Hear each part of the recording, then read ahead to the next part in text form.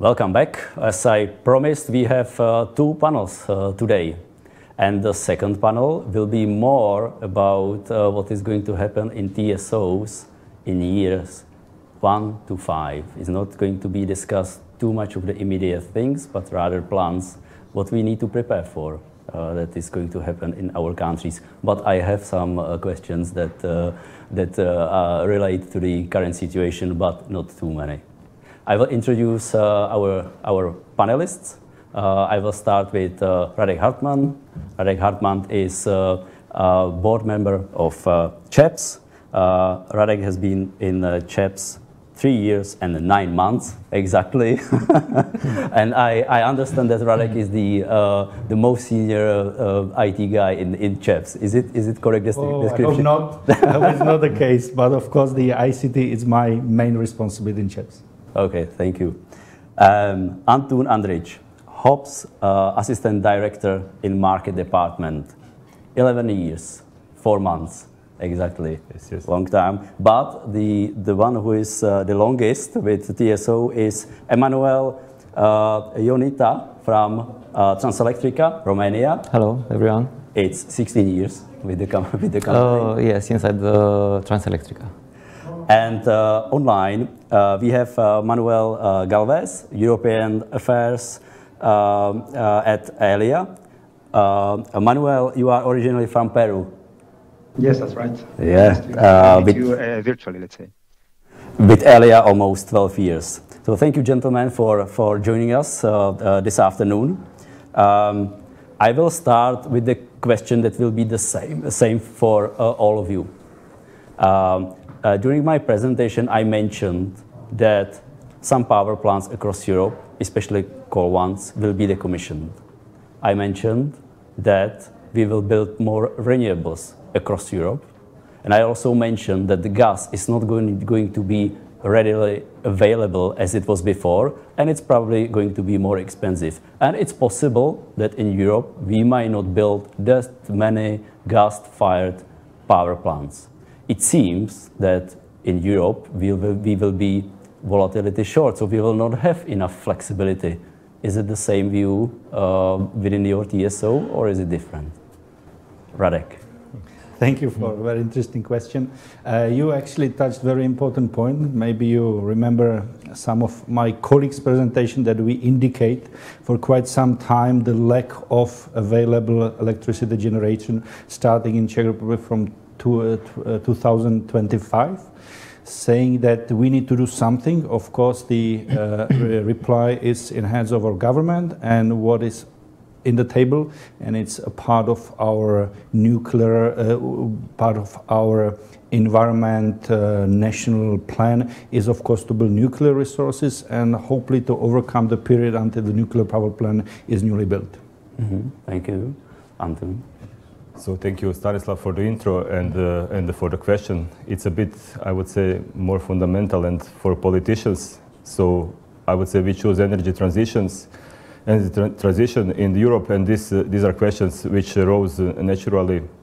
So you saw and show us on presentation that there will be discrepancy between demand and volatile production. So these are things which are expecting us in TSO. We are somehow at the front, and we should make mechanisms and the markets, I hope, and how to handle this in the future. Mm-hmm. What is the opinion in Romania? What can I say about our system? For now, we have two big producers in Romania, with an installed capacity about 2,500 megawatts right now. In the past, the installed capacity was bigger, more than double.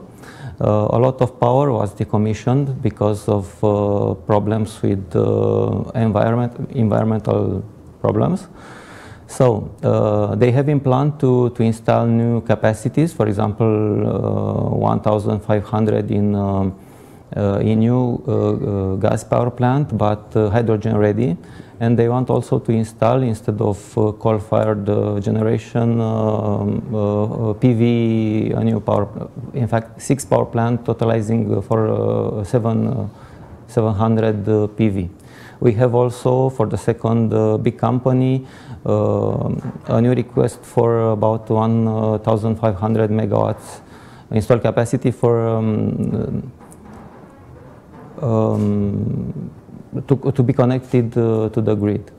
We have also in present, maybe you know or maybe you don't know, 3,000 megawatts installed capacity in the wind power plant and 1,400 megawatts in PV power plant. The big issue in Romania now is that not all, about 80% of wind generation is located in the same area. This was a big challenge for our system, but for the moment is solved. So we are balanced now. So we don't need to curtail some energy. So it means you are positive in terms of the managing the grid over the course of a few years, or you need more flexibility in the grid? I am positive right now, but I think that we need for sure more flexibility in the future. Thank you. And the same question for Manuel. Yeah, hello.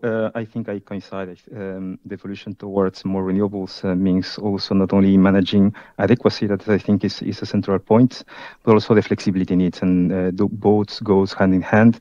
I think that in the end, the role of the gas will become more as a backup technology, but indeed, we need still to provide some kind of long-term signals, so this backup capacity stays and is invested, but also how to cushion as well what we see today. Yeah? So the impact of price spikes due to a scarce resource. And today it's gas, and perhaps in the future it will be a renewable hydrogen or renewable fuel. So I think the role of gas or fuels in the electricity system will continue, albeit perhaps a bit different, but we need to make sure that we prepare the system in order to cope with that. Thank you for that. And my next question will be directed to you again. What is ELIA's experience with demand response? Well, I will say that due to that fact that at least in the ELIA side, so in Belgium, we had traditionally a limited, let's say, market for resources. Since already many years, we started to experiment in terms of how to make sure that demand not only connected at TSO level, but even at DSO level in an aggregated form, could participate into the so-called ancillary service. It started with the before called tertiary response, and so moving into other type of, let's say, services. So for us, I can say that we are one of the TSOs that we have already developed much on that way, but of course it's only part of the solution. I think we believe that we cannot source all the flexibility needs into the market with a large amount of risk. We need to go also towards a price-based signal, so consumers or assets can also respond to one part of flexibility needs thanks to price signals that are market-based. Thank you. Next question.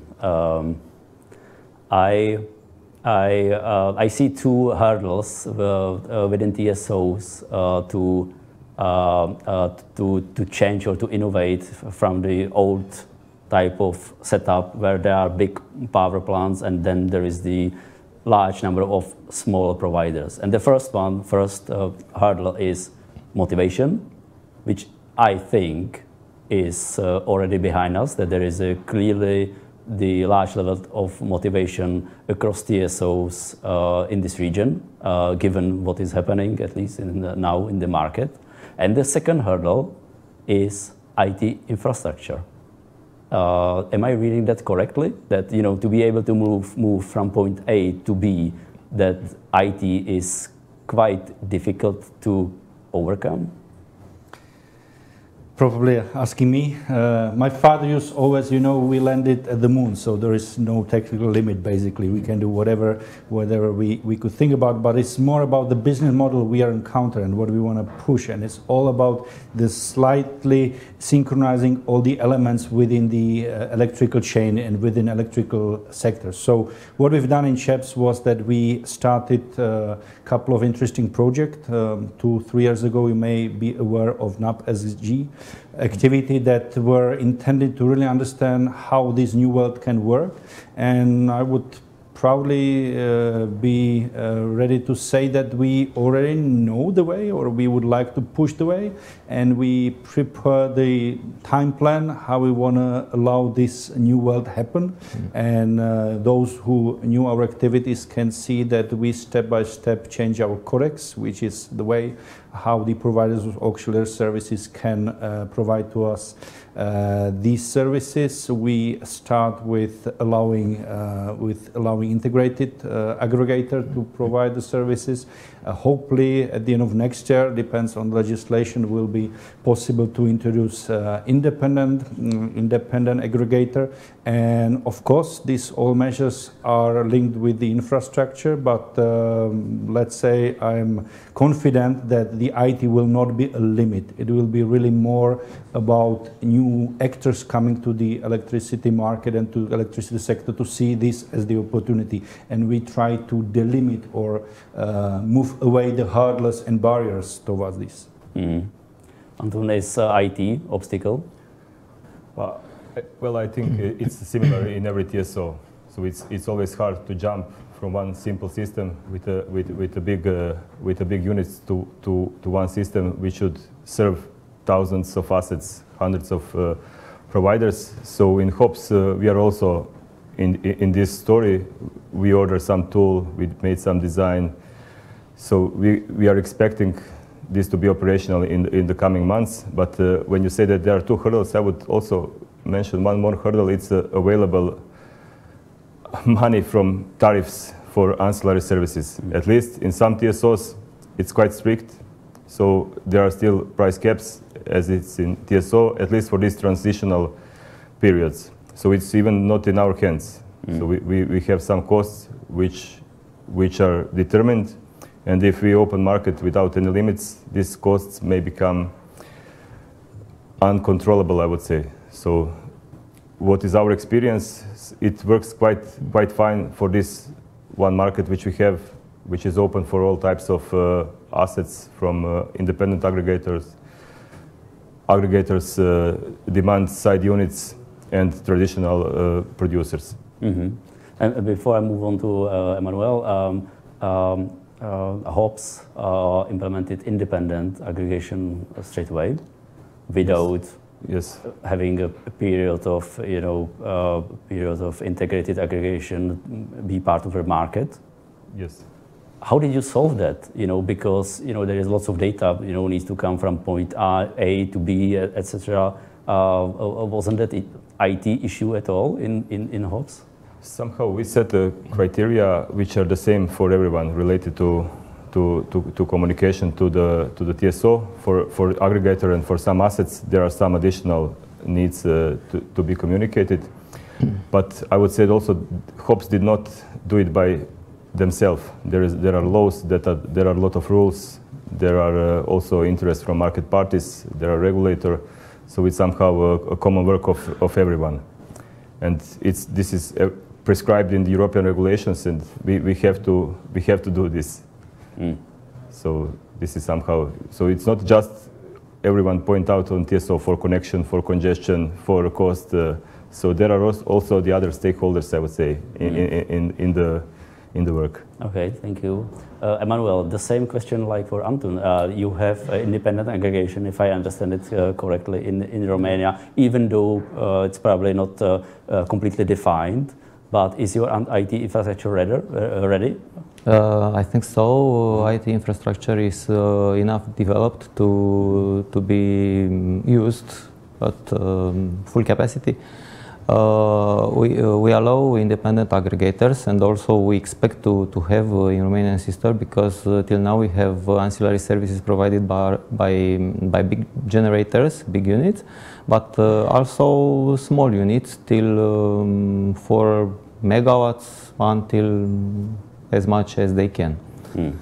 But for sure we expect the demand response, we expect batteries to provide ancillary services, because till now only generators was involved in this field of services. We have no cap, we have no price limit for ancillary services, so We have market for organized market for ancillary services and also a market for energy. So a producer receives money once for ancillary services capacity and once for energy provided. So it's a good job. Yeah. If I Okay. can see. Okay. Thank you, Manuel. ELIA already went through the period of change. Maybe from the perspective of TSO, who had to go through the difficult IT projects or whatever was needed to allow independent aggregation and a number of providers of flexibility to ELIA. Would you tell us the process that you went through? Was it easy? Was it difficult? How long did it take? I would say that yeah, indeed it was a challenging process, but we started from the need already. We saw that with the future evolutions, we needed to integrate more flexibility, and as a TSO, we also have to pay for some flexibility. And so, in the end, it was let's say tapping into the potential of demand-side flexibility. Again, it was a process of starting with some clients connected, then starting with DSO-connected clients aggregated. So I think we had that period because the need was there, not only for us, by the way, because in the end, let's say, the cost of these services in the end is repercuted to the tariffs of the consumer. So it's a win-win in the end to open the market with as much as possible sources.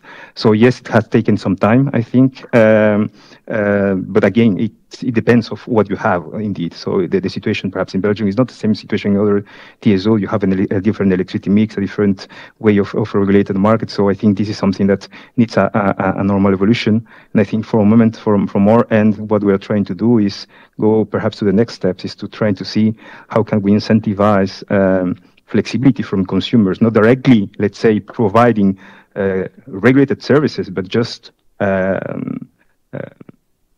following some pricing like we have today. For instance, Belgium today, we publish the imbalance prices. So we let's say balancing responsible parties, so or BSPs to also proactively let's say vary their outputs in order to also to help the system without having a contract. So and so we think that that is today available for big BRPs or big players.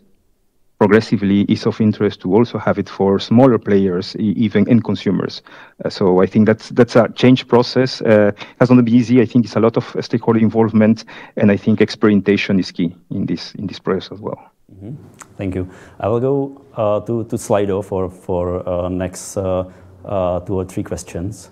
One question written in Czech, but I will ask you in English.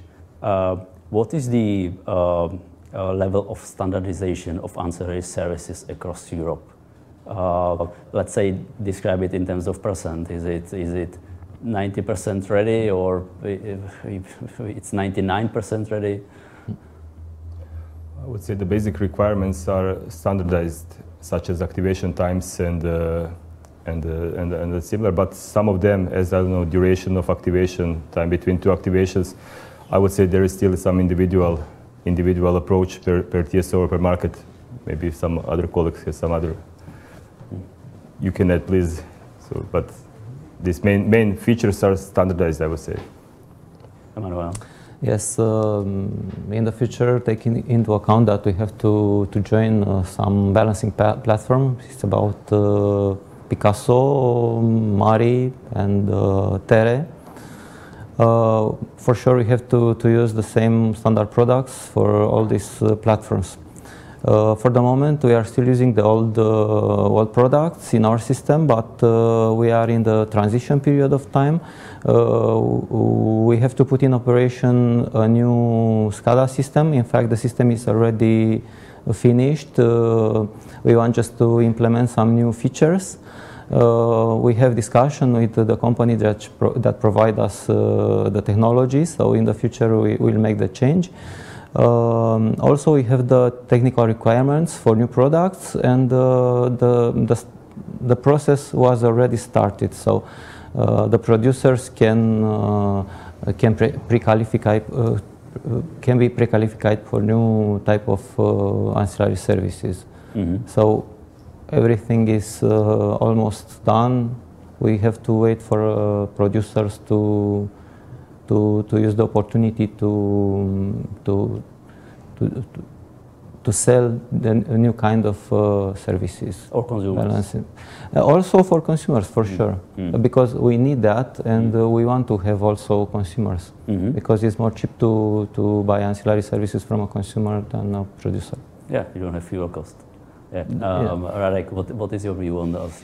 We may stress that there are standard products being introduced already for some years, and let's say some TSO in some countries ask a European Commission or ACER, the regulator, for so-called derogation. So basically there is a time plan until which it should be fixed. I guess that is something like following 2 years.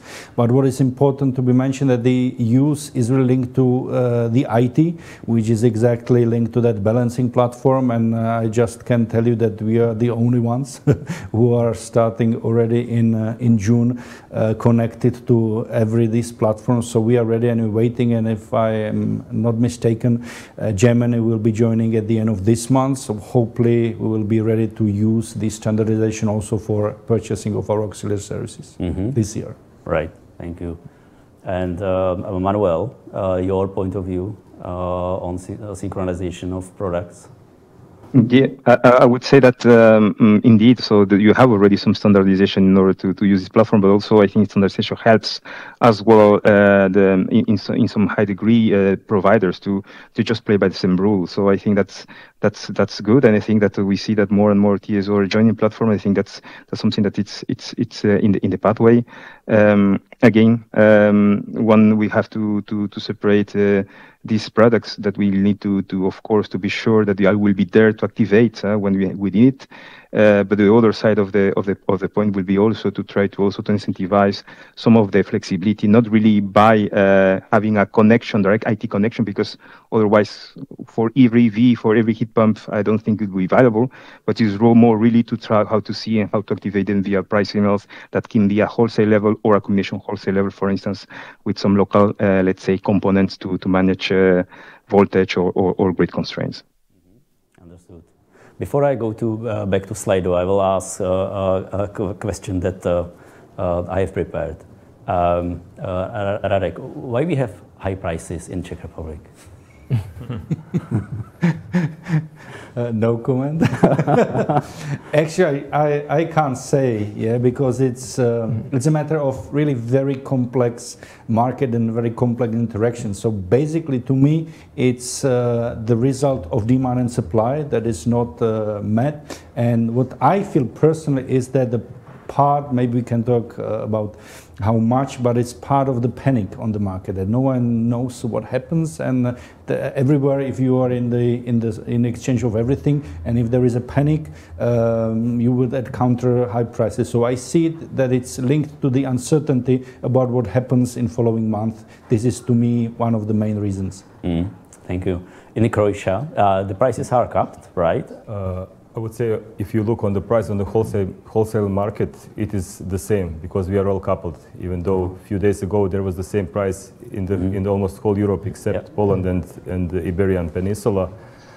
But related to lower scale, to households and to business users, there are some regulations in Croatia applied last week that it will be applied that in order to cap the price for small household and the business users. Yeah, for the ancillary services prices? For the ancillary services prices, we have a caps for a year because we have a market is not liquid. This is a problem, and it's philosophical question: is it due to cap or due to the fact that there is no BSPs? So we have a concept that we have a cap, and everyone can compete under the cap. So for one service, we have now almost more than 10, 15. BSPs.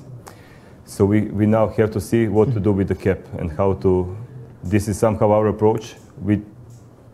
It's prescribed in the acts, and we think it's good for the not mature markets. But there are also some pros and cons for this. Yeah. So you need to set up the price cap in such a way so that you don't have blackout. Yes, but we are mixing the AFRR, MFRR, and voltage regulation. This is ancillary services and capacity market, which does not exist in Croatia. Right. This is also a question which will come probably in the future. Is this the same? This is not the same market as AFRR, MFRR, so it's something different probably. We have to develop it. We can see now in the European Union leaked regulation that there is some demand side management prescribed for TSOs, for member states to organize some market competitive scheme in order to reduce consumption for 10%, I think. We will see how we can deal with this. But to finish, I think that's different markets, this AFRR, MFRR, traditional ancillary services, and this capacity, what should prove as capacity in every hour.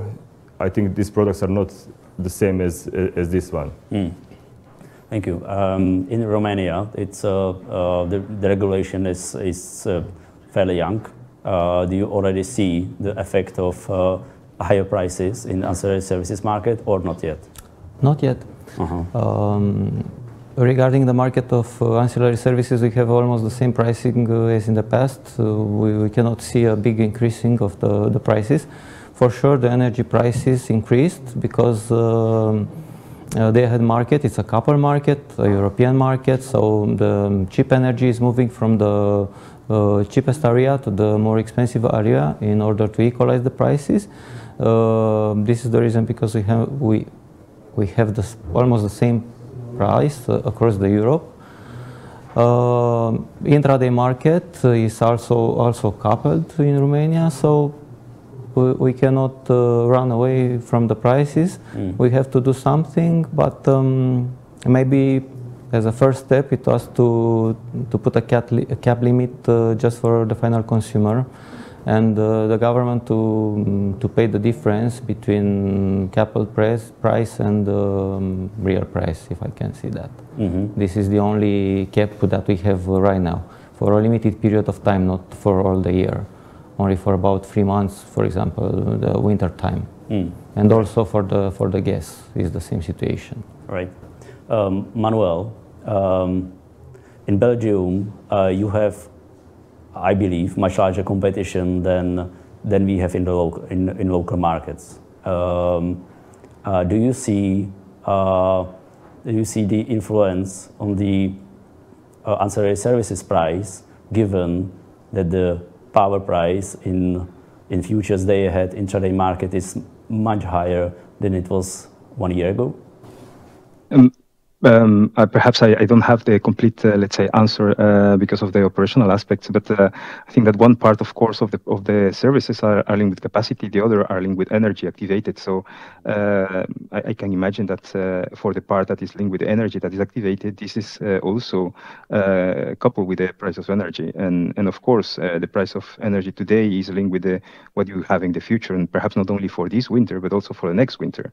And so in the end, overall, this is something that is impacting not only the final consumers, but also the procurement and also the amount of money that TSOs need to also, let's say, pay for these services. Then the end is another way that returns via the tariffs to our clients. So I think that we have to see that the current situation is, of course, impacting not only final consumers, but also the big consumers, industries, SMEs. And so, indeed, the upcoming measures to be proposed by the Commission and put in place by the member states should balance a good strike between limiting the effect of the price on the consumers while keeping, let's say, the market function. And so we can react and we can also provide this kind of market-based mechanisms to incentivize demand reductions, but also incentivize demand flexibility in general, not only for this winter, but also for the months and years ahead. Do you know whether reservation price in Belgium has increased for MFR, AFR, or not? No, unfortunately, I will need to look it back with our colleagues and happy to come back. But I think otherwise, perhaps much information could be available on our website. Okay, thank you. Back to Slido. The question is, what are the most important immediate steps, both for the EU and the local country governments, to facilitate the transition? Radek? Must a bit elaborate what transition we talk about. I guess that is the long-term or medium-term transition. I see that there's no need on EU to do anything. Actually, the rules are set up. So what I feel was also very important was that the government asks us, together with the distribution companies, to build so-called energy data center, basically the data hub in the middle of August, which was to me the most important steps towards the new energy, and now it's up to us to build it within the time frame that is given. But what is definitely necessary is to adopt so-called transition law, to implement into Czech legislation integrated aggregator, accumulation for batteries, community energy, and I hope that the current parliament is committed to pass it next year. And then it's how we call it, evergreen. I think that we need also to speed our approval process for building a new sources of electricity, because our construction approval process is one of the largest around the world. So these are, in my eyes, those things that would help to facilitate the transition very quickly. Antun or Emanuel, do you want to answer also the question? I like to give the answer for me, because it's not a very technical question. Okay. I could agree with Radek. What we can see that somehow direction is that every house, every flat will become some hub for electric vehicles to home storage. Consequently, a lot of infrastructure should be built. On the top of it, there should be some data hub, as Radek said. And I would also stress that it's also sometimes it's necessary not to over-regulate things. Let's put some freedom to us to develop something, to organize something, and then find some common points and put it into European regulation or standard or something like this. Emanuel, if I ask a similar question to that, is there any kind of regulation, local or European-wide, that would help EU Transelectrica to innovate, to move from the period A to period B?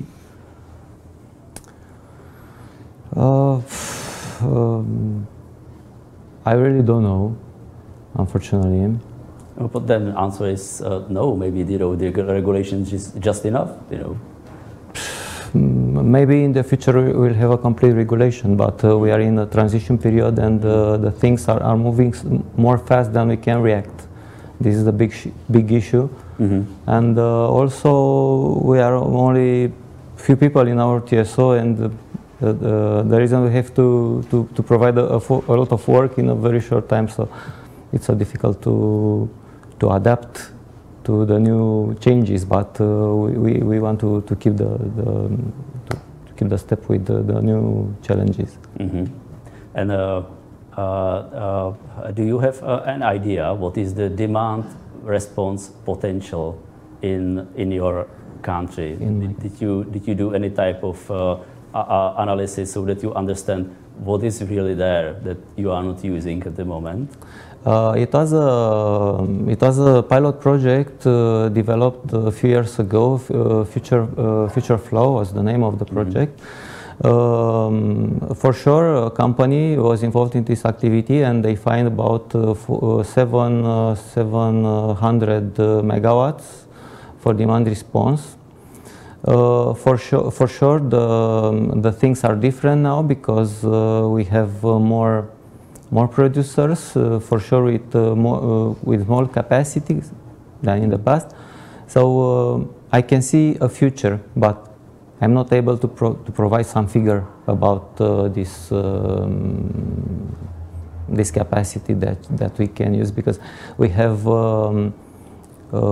big consumers, industrial consumers, that can provide ancillary services, but they wasn't interesting to provide till now.